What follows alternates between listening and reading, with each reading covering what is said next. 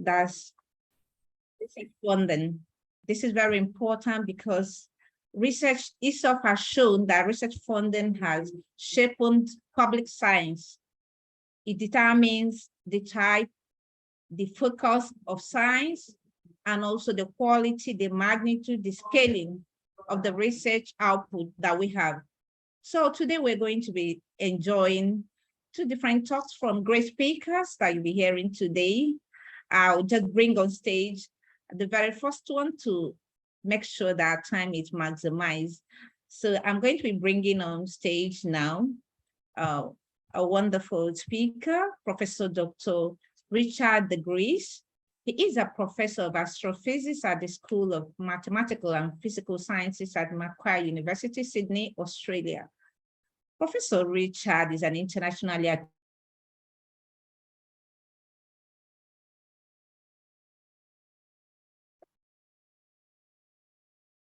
I think we've lost Eucharia there in the middle of Richard's introduction. Of the Astrophysical Journal and deputy editor of the Astrophysical Journal Letters for over a decade.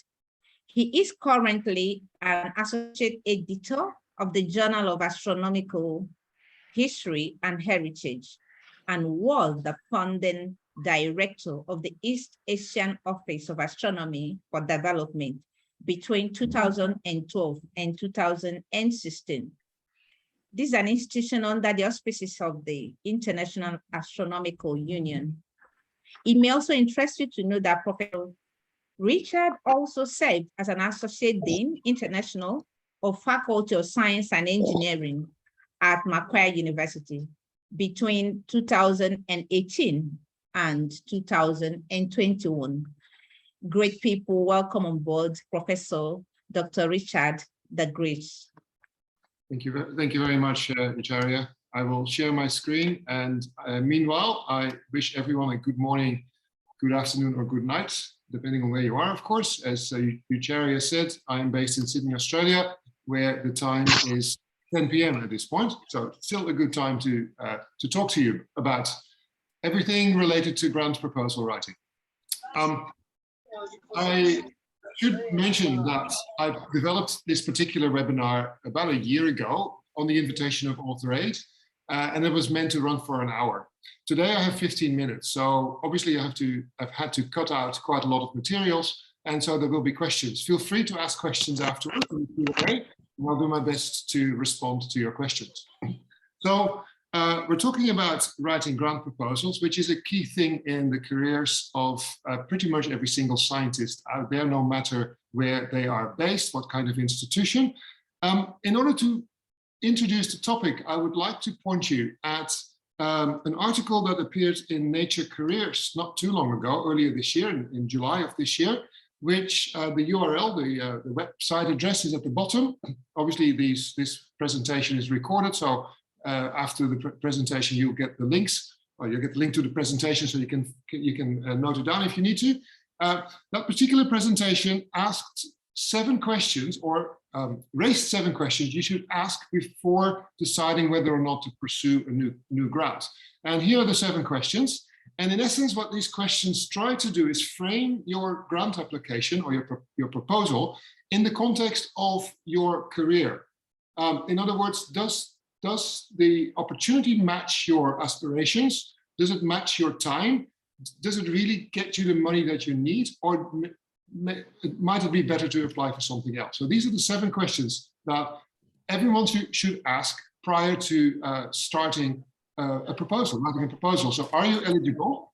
How competitive will it be? If it's too competitive, it may not be worth your effort. I mean, you may have to do some more pre-work first. How much work will it require? Again, that's a trade-off between the benefits and the work put in. Does the announcement fit your priorities? Does it match your aspirations? Do you actually do what the funder wants you to do? Is the budget good enough for what you want to do? Sometimes the budget might be way more than what you actually need, so it's probably not worth applying for such grants. And most grants are rejected in first instance, but will this be a useful learning experience for you if it's not funded? And can you build on that for future applications? So these are key questions you should consider I recommend you that you have a look at that Nature Careers article. It's not very long, it's open access, so everyone should be able to access it. Now, this presentation in the next 15 minutes or so will be based around 4 questions. And my first question is, and I'm not going to ask anyone now to give me the answer, but I would like you to think, for yourselves, take a moment to consider the most important difference between writing a research paper and writing a research proposal or any type of proposal. Now, everyone on the call will have experience in writing reports. Most of you will probably have written at least part of research papers, so you know how a research paper is structured.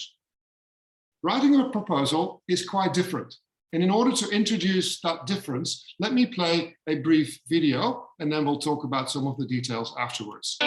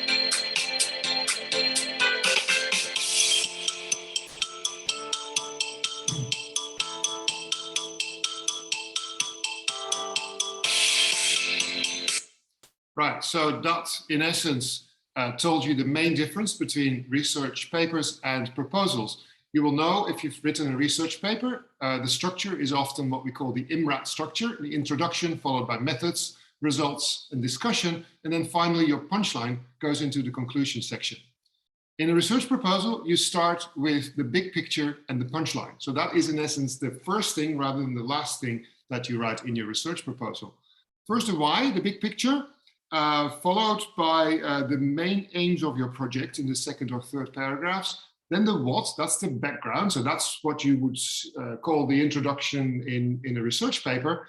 You have to highlight why you and your team are the best people in terms of doing this work, why you are best placed. And then you go into some of more details because the grant panels will want to know why they should give the money to you, because they need to know how you will go about running your research project. So in essence, this is an inverted funnel. It starts with a head, and in the head, as I said, it's very important to start with your key punchline. Don't bury the lead. My mentors often said to me. Then the body is similar to the research proposal, and then finally you have to highlight why you and your team are the best people to do so, including your track record. So here's some text on the side that similarly highlights that you need to really grab the attention of the reviewers to show that you are going to do new science and that your proposal is, if anything, groundbreaking rather than incremental. Make sure that you meet the deadline. Very often proposals are no longer accepted after the deadline has passed, and make sure you stick to the word limit or the page limit as well. In some countries and some funding agencies will simply reject your proposal if it's even one word over the word limit. So that's the first aspect. The second question I would like to address is, please think for yourselves now of a few key aspects resulting from your review of the literature that you can use to make your proposal more competitive. So you've read, I hope, quite a lot of background literature that has given you an idea of where the gaps in the research are, and for that gap you want to make a compelling case to get funding from a particular funder. So what are the key aspects that you will need to address? Now, in order to introduce this question, I would like to again play a brief video that talks about the errors that people often make in writing proposals. And this particular video is about writing PhD thesis proposals, but it applies to any proposal.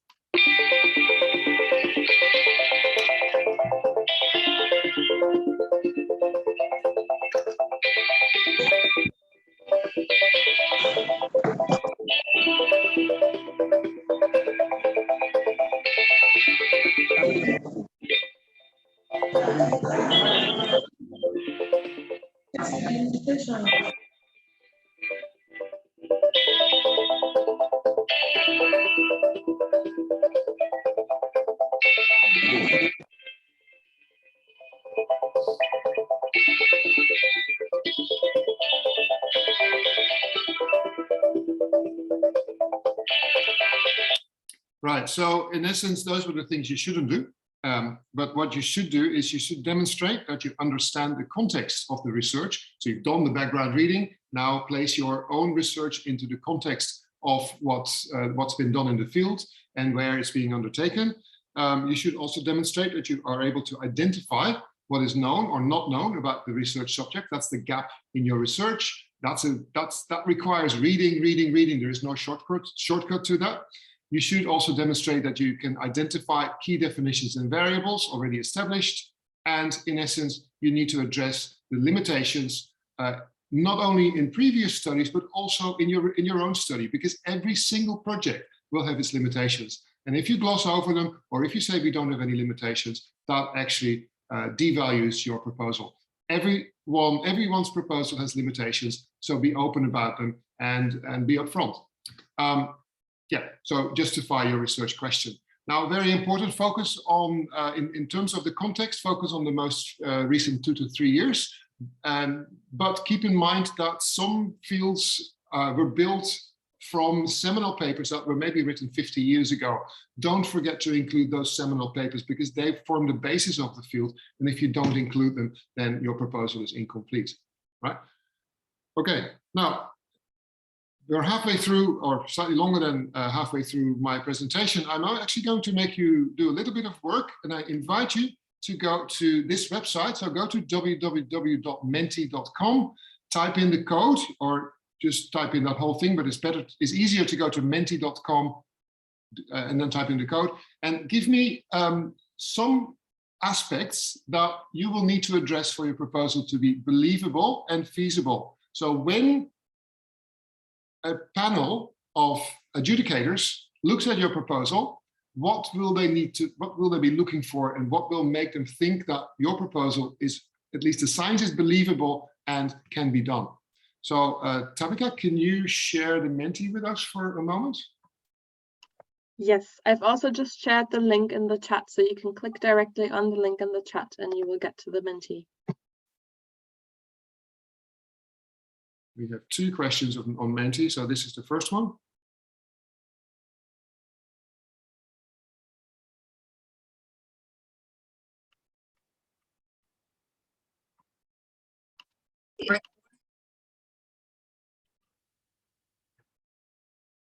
All right.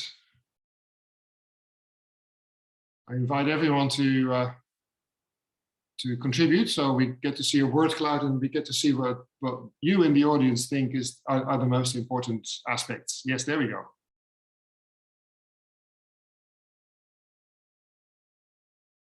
Methodology is an important consideration for many of you, I can see.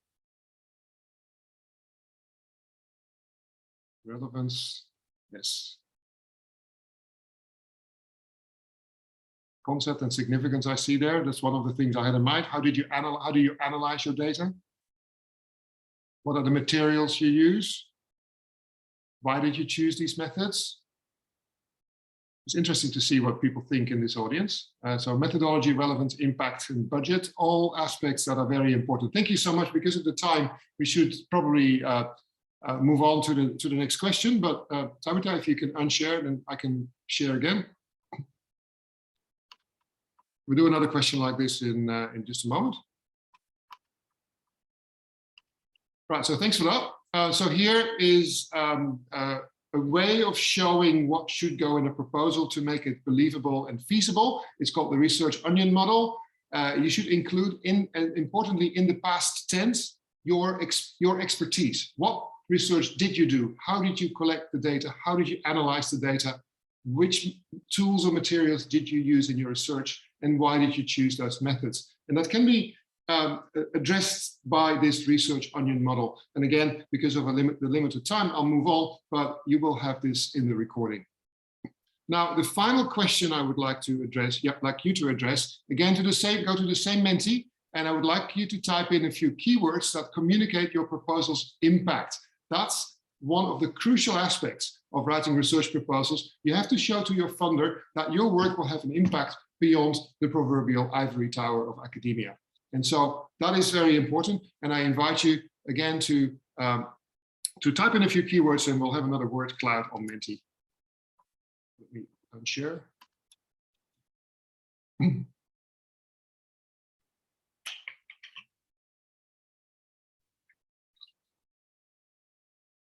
You can move on to the next question, Tabitha. Yeah.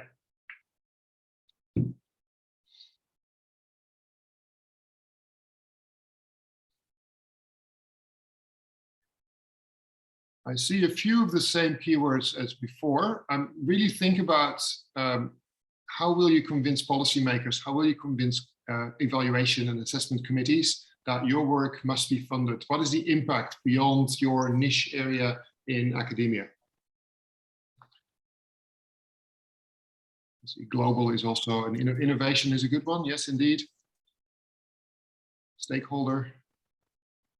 It's all about change and innovation. So I'll wait for one more change here of the word cloud, and then we'll move on to the final 2 slides.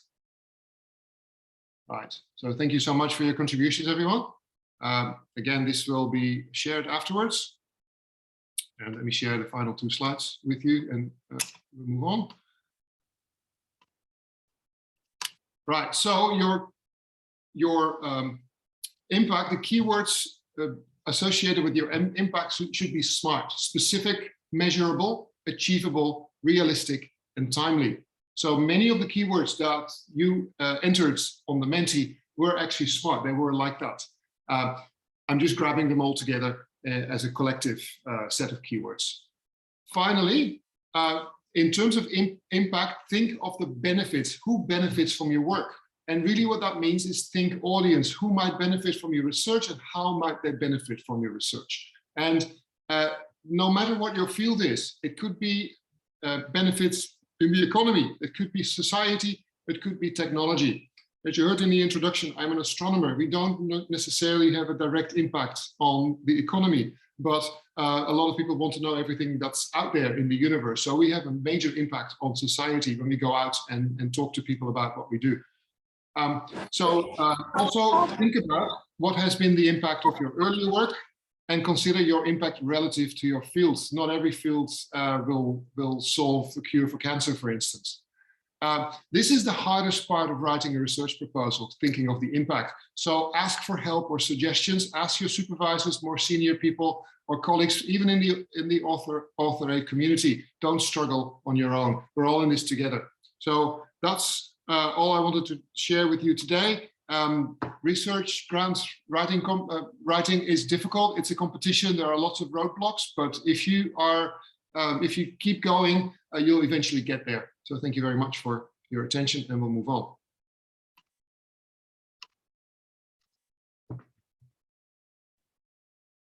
Eucharia. Thank you so much, Professor Richard de Grace. This is wonderful. I'll quickly bring in the next speaker. I'm so happy that I didn't disappoint you when I told you this is experience we bring into 4 from the table of AuthorAID. So I bring to you now the next speaker. She is Eliane Ubali-Jero, the Executive Director of Sustainability in the Digital Age and the Future Age, Montreal Hub. She is a member of the Capital's Coalition Supervisory Board, as well as the Crop Trust Executive Board. Eliane is a professor of practice for public-private sector partnerships at McGill University's Institute for Study of International Development, Canada, where her research focuses on innovation and sustainable development for prosperity creation. Professor Eliane is a research professor at Concordia University in Canada, the Department of Geography, Planning and Environment. Beautiful Eliane is a member of Rwanda National Science and Technology Council, and Presidential Advisory Council. She is a member of the Impact Advisory Board of the Global Alliance for a Sustainable Planet and of Equity.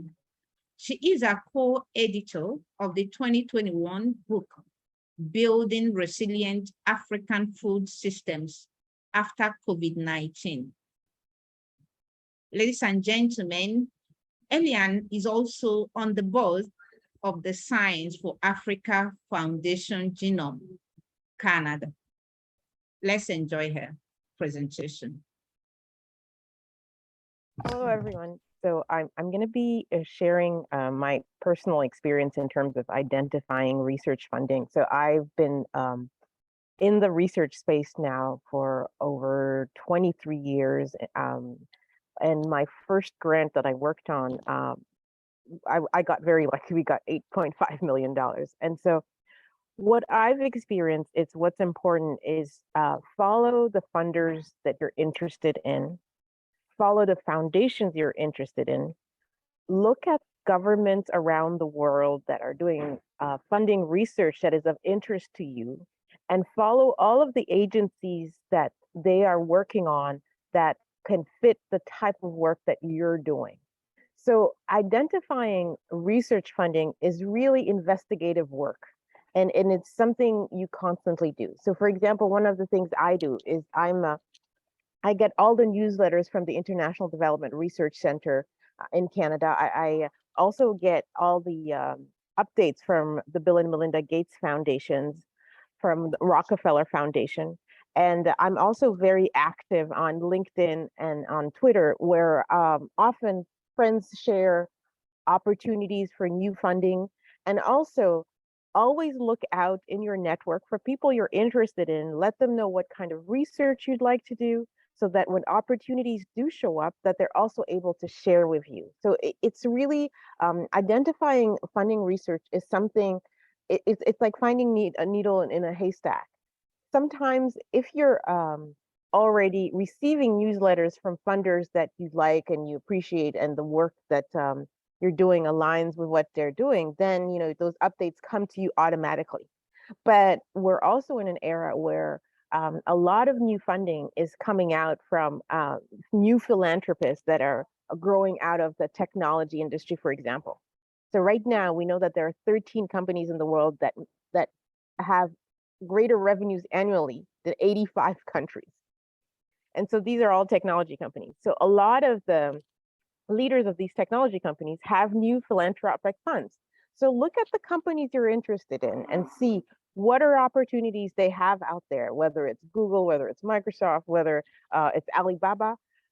Research and find out, do they have foundations related to the work that they're doing? Follow their foundations, follow the leaders of those foundations. And often when opportunities do show up, they will come up and will be shared so that you can access those opportunities. But I also find one of the things that's really important, which platforms on social media. So the platforms I like are LinkedIn and Twitter. And so those are the ones that I find most useful in terms of networking, in terms of getting news from colleagues around research opportunities that are out there. So Facebook is one. I don't really find that Facebook is not one that I use professionally as much as I would say LinkedIn or Twitter. I do find that what's also interesting is people you're interested in terms of whether it's LinkedIn or Twitter or Facebook, is identify what they're talking about, who funds them. And when you're reading research articles, look at the acknowledgement section and see the authors that you're admire, that the work they're doing that you like. Look at who are they acknowledging. Are they acknowledging any particular government institutions, any particular foundations? And this is a really helpful way to identify who are the people you're looking up to, who is supporting them in their own work, and is it possible for you to identify opportunities there? But the other thing also I find that is really critical is to realize that often the funding opportunities come and the timeline to submit is very short. So I actually work on proposals that I would love to get funding for before any opportunity shows up. And then I mention it to people I'm interested in, people I work with, people who would like to work with me. And I say, look, I'm developing a proposal in this particular area. I think this is a great area of research. If you see anything, let's find a way to partner together and work on this together. And so, because often the timeline to submit when a call comes is really short. And if you haven't already started thinking about your ideas, it's very difficult within the timeline, with the excellent advice that we received from the previous speaker, it's very hard to actually elaborate a really great grant proposal within the timeline that funders give us. And so this is where also we have to be careful. For example, governments may have funding opportunities that align with windows that are critical to their political agenda. And so they may say, okay, you have 1 month, because they need to be able to announce something before a certain event. So they have said, okay, maybe in 6 months we need to announce something. So we need to push out a call now, 1 month to give people to write, and then 1 month evaluation, and then be able to announce it, within the 3 months, having verified that the grantees are qualified. So those are really critical elements that I've found really important. In terms of the format of proposal writing, so I think, Richard mentioned it a little bit before. You have to look at what is in the call. And what I find is really critical is take all the critical words that are in the call and use them in your own proposal. Because often what happens is we want to write proposals that fit ourselves, but we forget that we need to write proposals that fit the funder. And so what I find is that if you pull out the keywords, the key phrases, and you rewrite them to align with your interest and the work you do, then the fit is really better. I've been a reviewer on a number of grant proposals, and what I find is people look at the grant call and then they just write whatever they want. And so this is something that is really dangerous. And often as a reviewer, you see it right away. You see right away that the ethos of the grant call has not been digested by the writer. And so this is a really critical element that I find that people don't take time to really dissect a call for proposal to ensure that what they're writing mirrors what the grant proposal call is putting in place, while at the same time aligning the grant call with the work they're doing. So for example, Sweden has SIDA, the Swedish International Development Agency. The IKEA Foundation is an excellent funder that also funds long-term projects in the 5 to 10 year range. And so that is rare, because often a lot of funding today, I would say, is around the 18 months to 3 year range. And so funders who are willing to support you in the long term are rare and are really meant to be cultivated. And so I find that it's very critical to be aware of those opportunities, talk to people in your network and find out who they're getting funding from, what the timelines are, and identify those funders that are really there in the long term, or have two-step calls where they fund a pilot project, like the Bill and Melinda Gates Foundation funds pilot projects for up to 18 months on a phase 1. That's usually under $250,000. And then we'll have a phase 2 that can be up to 36 months. That is usually more in the range of $1 million and up. And so those are the two different types of long-term funding opportunities that I find really critical to be aware of. But again, look out for philanthropists, follow the philanthropists you're interested in, identify the web pages associated with their philanthropic work, and sign up to all the newsletters you can in terms of getting information on the potential calls that may come up. I don't know if any of you are aware of SciDev, which is a great website that has a research newsletter, where at the bottom of that newsletter, they often talk about upcoming research opportunities. So I find that SciDev is really, it's also a place that I look out for opportunities.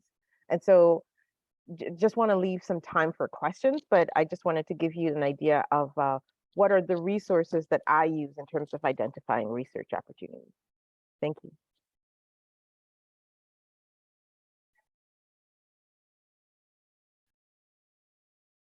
Thank you so much, Professor Eliane Ubali-Jero. Now is a very critical time. Oh, Tabitha, want to say something? Can we let her? No, I was just clapping. Okay. For the great contribution. All right, thank you. Okay, so there are a lot of questions coming in. Some have been answered by Tabitha. There are a lot of questions on linked. Can we have links to funding? And she has shared quite a lot. And then if this presentation is going to be shared, she said yes, recording will be shared with participants. Someone asked, is there any funding in Sweden at the moment? And another asked, I'm a PhD student. Can I get information on how she can find funding with her living allowances? And then, so please, Richie and Eliane, please keep in mind as I read out the questions, so you jump on it as you will. So we have mirroring what the funder wants. Does it entail? Yes, 1 minute. Mirroring what the funder wants, does it entail using information on the objectives of the call while writing? Let's hear Professor Richard. Yeah, that was not an answer to that particular question, but one of the questions that you raised, Eucharia, was someone asked, can I find funding as a PhD student or something like that? If you're at a university, your university will most likely have a research office. That might be a central office, it might be an office in your faculty. Those offices, most of the time, keep track of the major funding opportunities in your country. And they often have email lists as well, or newsletters that go out frequently, maybe once a week, maybe once a month, with funding opportunities. And they tend to go to maybe administrative staff and faculty members, but anyone can ask to be added to those mailing lists. We have a central research office and a faculty research office, and I get their mailing lists once every couple of weeks. And they often contain lists of funding opportunities. That is a starting point. It is very difficult to advise you on funding opportunities in a given country because there are so many funders out there. So this requires you to do some research, and Google is your best friend to start with. I have personally not find research offices as helpful as in identifying opportunities, because often there, you can have many faculties, many types of researchers. And so if you have a particular area in mind, they may not be targeting what you're most interested in. They may be targeting what they're already seeing are top researchers who are already getting funding, who are already aware of those opportunities. So I really feel that your personal investigative work is your most important resource, as well as your network in terms of people who are doing research in your own area. For PhD students, what I find is Richard said it, do your Google search in terms of identifying opportunities. I often share opportunities on LinkedIn for people who are looking for a fully funded master's degree and PhD degrees. So I encourage you to follow me, and whenever I see those opportunities, I share them, because I know a lot of people are always looking for funding to be able to do their master's and PhD. And often when those calls come, you don't have a lot of time to apply. So you really have to pay attention to your networks and see what they're putting out, and really take time weekly actively to look through your social media so that you make sure that you don't miss any of these opportunities. I find those are very important. And also remember that research offices can be overwhelmed sometimes, so they cannot always give you the amount of attention that you would like. I also recommend, I have a whole hour of a talk that I gave for the Grand Challenges program on how to write a grant that a number of people have used. So just encourage you to search it up on YouTube.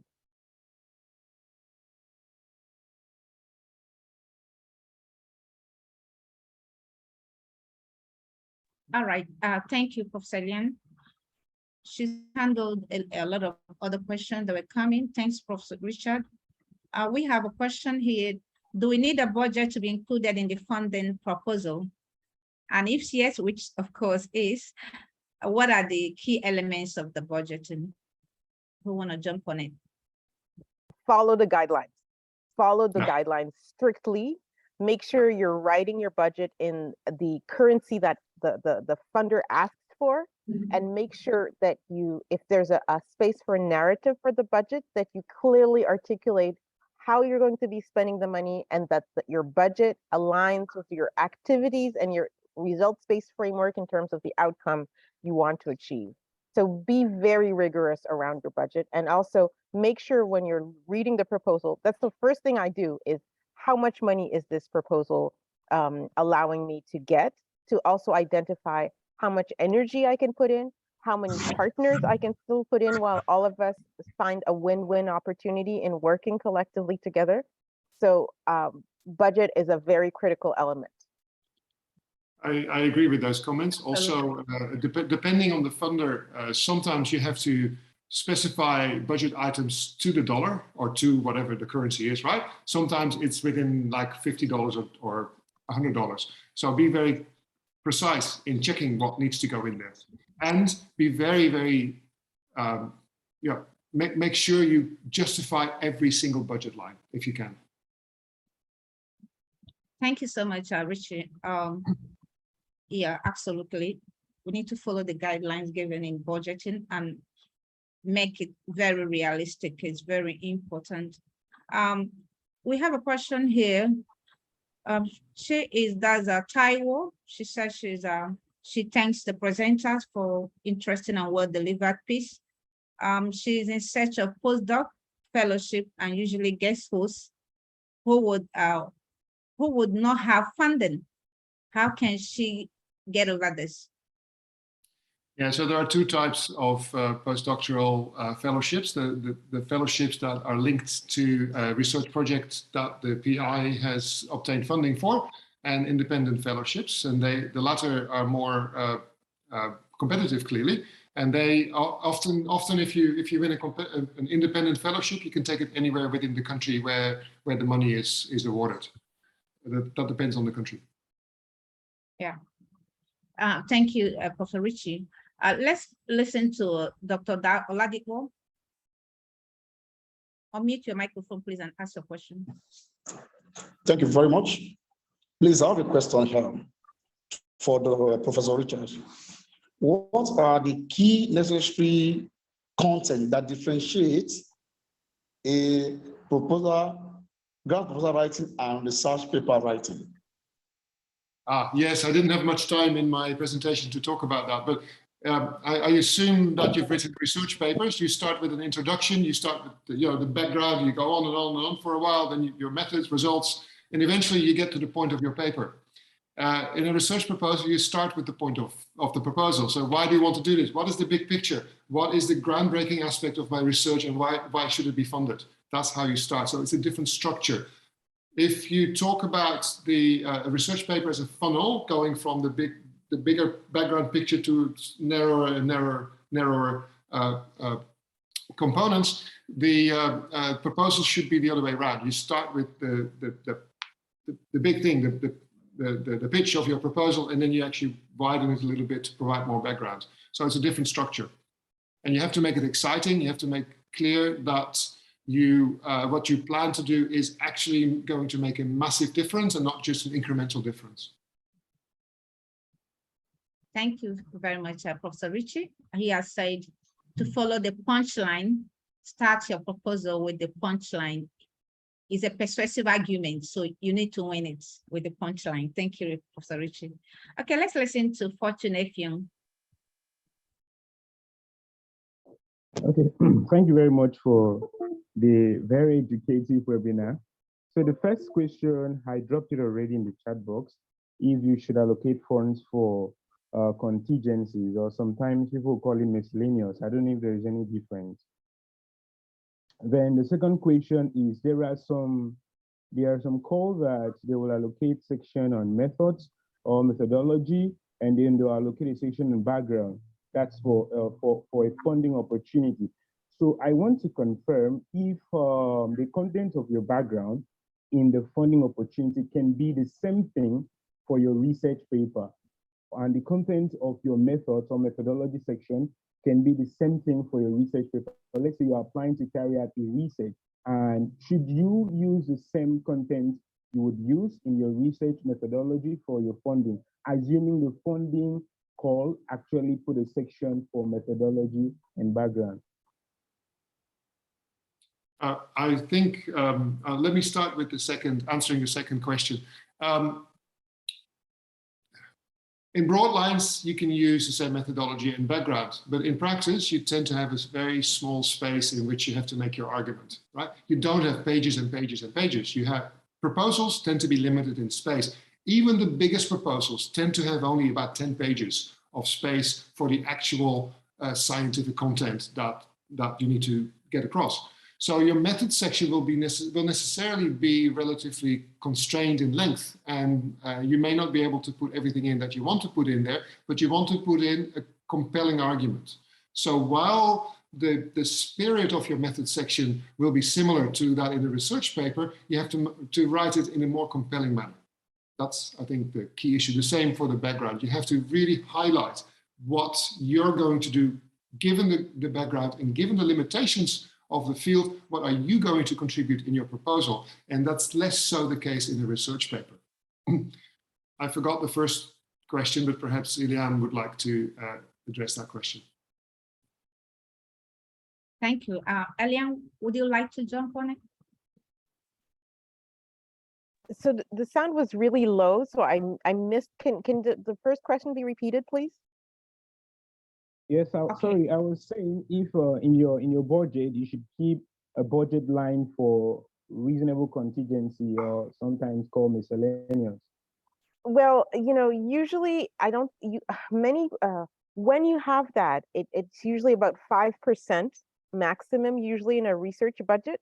What I find is if there's guidelines for miscellaneous, put it in. If there is no guidelines, I would not put it in.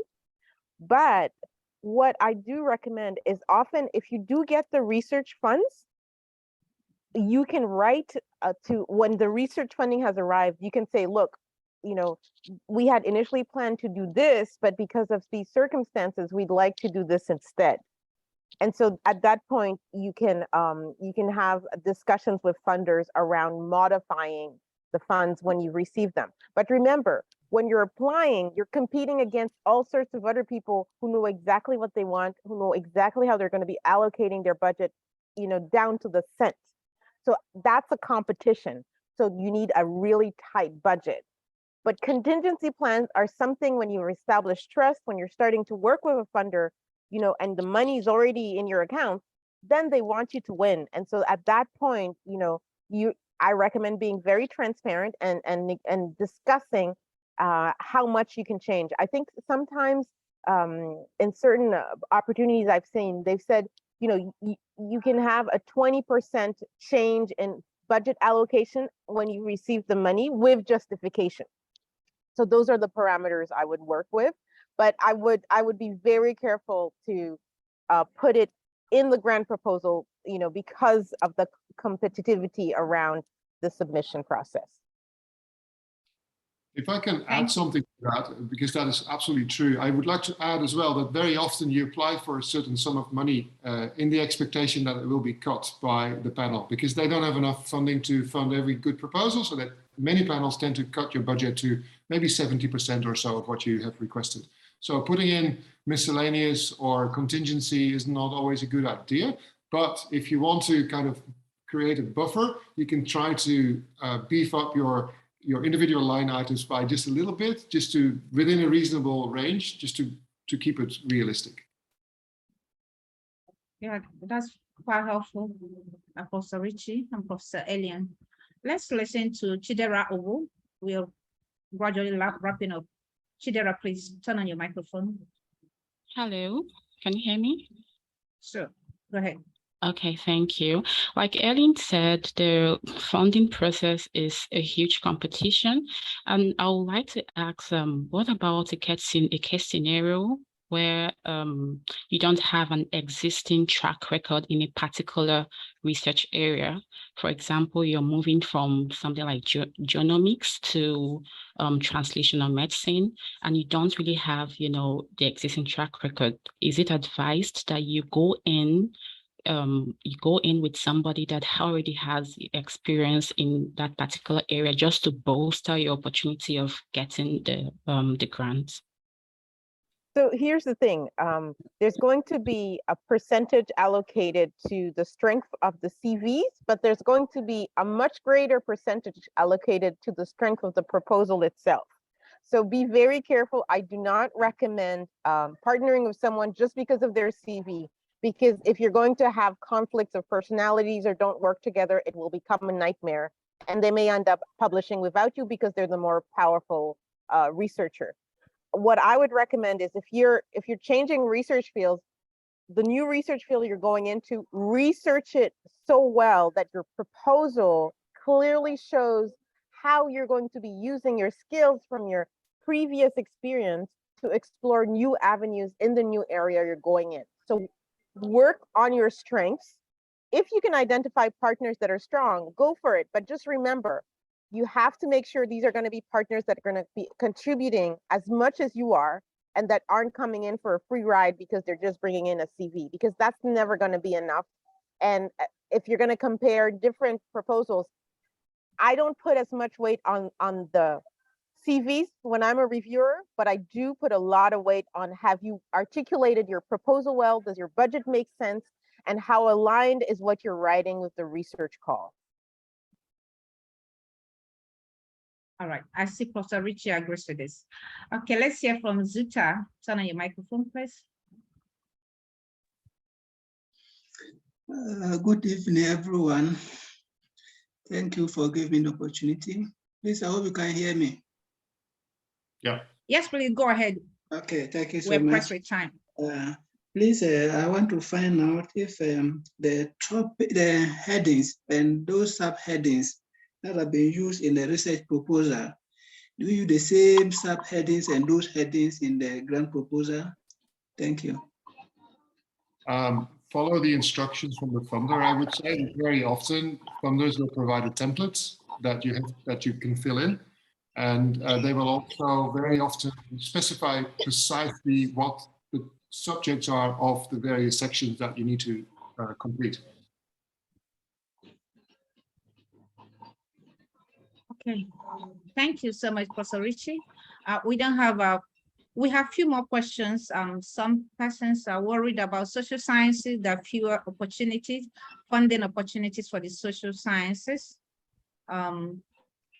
What other? I think that's the only thing we haven't addressed. Can you speak to it? Do you have databases? Do you know where they can find funding opportunities for those in social sciences? Professor Richie or Professor Eliani?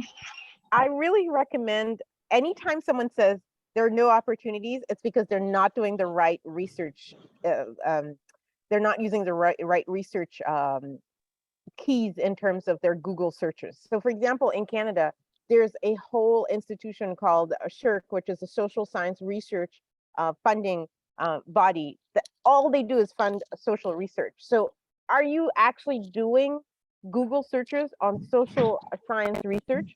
Are you looking at interdisciplinary opportunities where there's a requirement for science-based proposals to have a social science component where what you bring will be an added value? So make sure you're identifying those opportunities and keep doing the searches. And if you can't identify the right databases, ask around, ask on social media, and people will respond. And so I really encourage you to look at this as investigative work. It's not easy, but there are many opportunities out there. And if you do the search and if you ask for help, you will identify them. but have clarity and articulate what kind of research you want to do so people know how best to help you. The more information you give people on the kind of research you want to get funded, the easier it is for them to guide you on where to identify how to find that funding. Because social research is a very large field. But if you say, well, this is exactly like somebody was like, oh, I'm looking for somebody in linguistics. So that's a very precise ask. The more precise your ask, the more precise and the more effective answers you will get when you inquire on social media. Thank you so much, everyone, participants and our great speakers for this exciting edition. Professor Oluchi has told us if we must be successful in research funding, we must try to invoke emotion, we must try to create credibility, we must try to inspire action. And he has asked us to hit the punch, like you want to give a punch like Muhammad Ali, give the punch, get the reviewers to think about you, to say you are the one, demonstrate that you understand the context, demonstrate that you understand the research questions, the variables, the delimitations around your research. And he has asked us overall, do not struggle alone. We have a research community now in AuthorAID. Do not struggle alone in your journey to research funding successes. Professor Elian has told us to find those beautiful researches that we consume, look out for who they are acknowledging for their research funding, who is funding them, why are they being funded? Are you doing the right research or are you a conformist? You only can answer these questions. So I bring this to an end and I bring back Asta, who will give us the closing and eventually get us, all of us, have beautiful photograph. Thank you, everyone. Yes, thank you so much for amazing session. I hope all of us had amazing learning. I'd like to take a photograph of everybody present here so that we can post it on our social media account. So if you do not mind, please open your camera.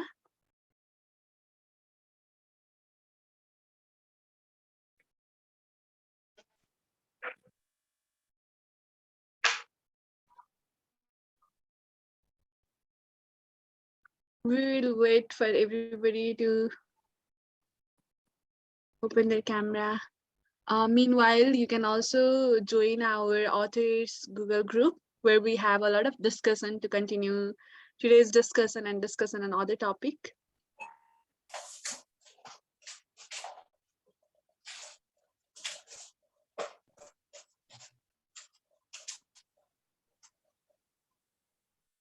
I think I'll start taking pictures. So everybody please smile and give poses.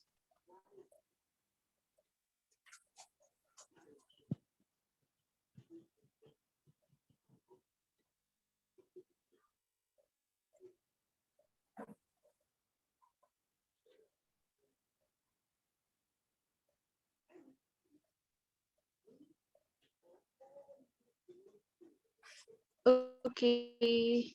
I'm still taking the pictures because a lot of us are here today.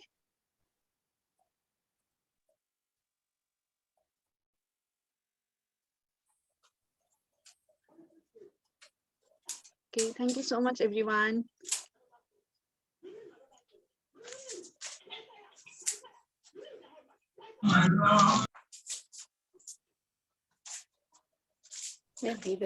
So we will send recording of today's session via email. And also to continue the discussion, like I said earlier, please join our Google group discussion from the link that is provided in the chat box as well. And you can follow us on various social media platforms, including Twitter, Facebook, LinkedIn, and you can also get access to a lot of resources and update about what is going on in the AuthorAID community from our website and all other social media platforms. So I recommend, please follow us. I request you guys to follow us and get connected with us. And thank you so much for joining in. Nice to see everyone. Bye. Thank you. Bye. Bye. Thank Thanks. you. Bye-bye. Bye bye, everyone. Bye bye. Thank you. Bye Everyone, bye. Thank you. Bye bye. Bye. thank you so much. Bye. Bye. From India. From So India. much Thank out of you, it. Dr. Oluchi. Thank Bye bye. you. Thank you. I'm very grateful. Bye. Bye. Bye-bye. Bye. Thank you. Bye bye. Bye. Bye-bye. Bye. Thank you so much, everyone. We are very grateful. Bye. Bye bye. Yeah. Take care. Bye. Thank you so Have much. a Bye. good day. Ciao. Thank you so Bye much. bye. Bye-bye. God bless you. Have a nice day. Thank you. Bye bye. Bye bye. Bye-bye.